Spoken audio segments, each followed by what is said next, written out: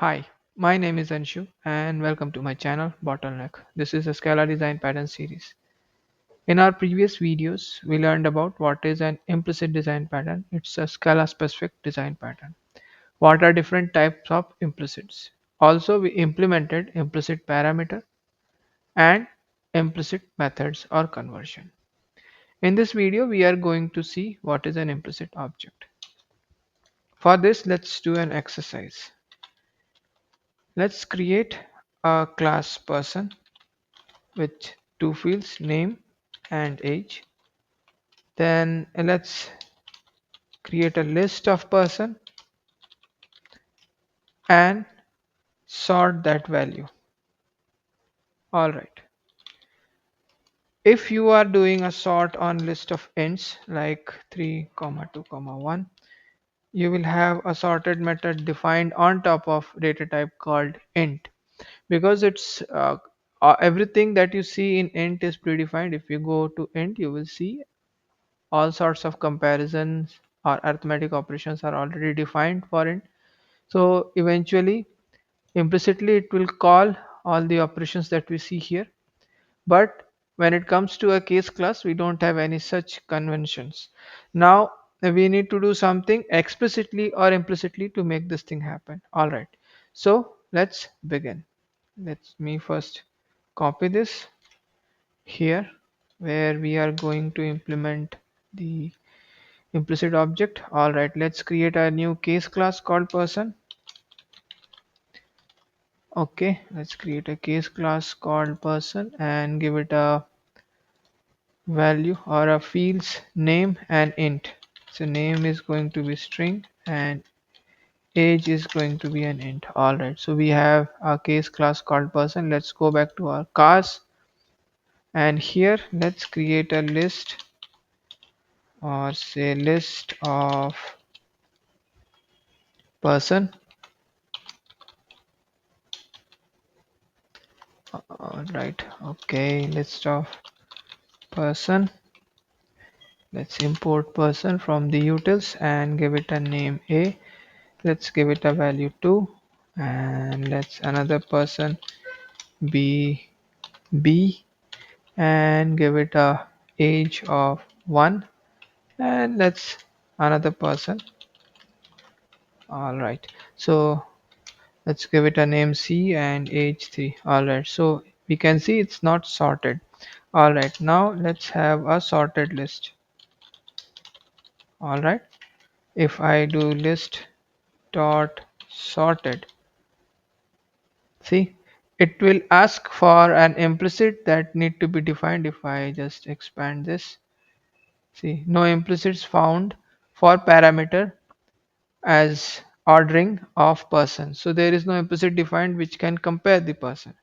So how we can do that? To achieve this, we have to create an implicit on top of person. This can be done explicitly as well, but we can do it using implicit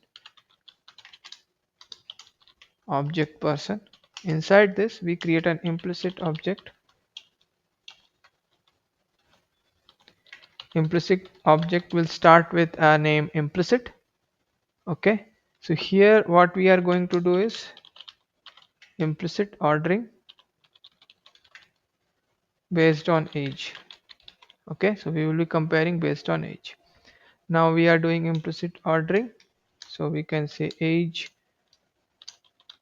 ordering and it will extend the ordering trait. All right, and it will be of type person.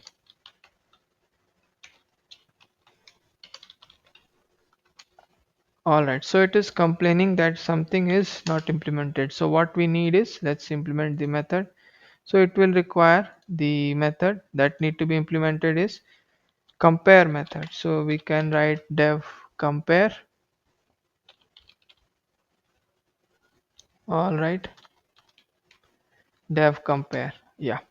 So once we implement this compare method, the warning or the error is gone. So how it is going to be x dot a dot compare age dot compare y dot age. All right. So now we have implemented an implicit. Let's see whether the error is fixed here or not.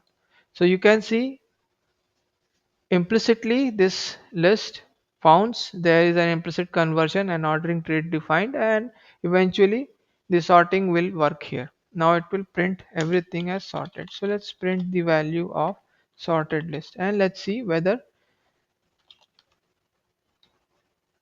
our exercise has worked perfectly as expected. All right, let's run this. So what's happening here is whenever you define an implicit, it will automatically look in the scope as the person object is a companion object. So you don't have to do anything else. All you need to define is an implicit object which it will automatically be found in scope. Now, what will happen is when the list dot sorted will execute, it will look for implicit from the scope and eventually it will find it out and the transformation will be done. If you are not doing so, you need to write a method to extend this and make that explicitly available here so that it can be used. You can pass another parameter to a sorted, which would be the explicit value of that method. All right, let's see if our exercise has worked as expected or not. All right, so as of now it has printed our car config.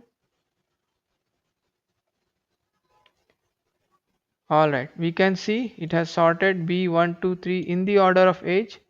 So as we see that whenever we define an implicit object, how we are going to do it is you can define it with using any trait or anything. This is just an example. You can use it as you like it. You need to define a trait. This is ordering trait that we have used where the type is person. You can define it as generic with type T and define a method inside it. Then you extend it and override the method, and that will be available in your scope.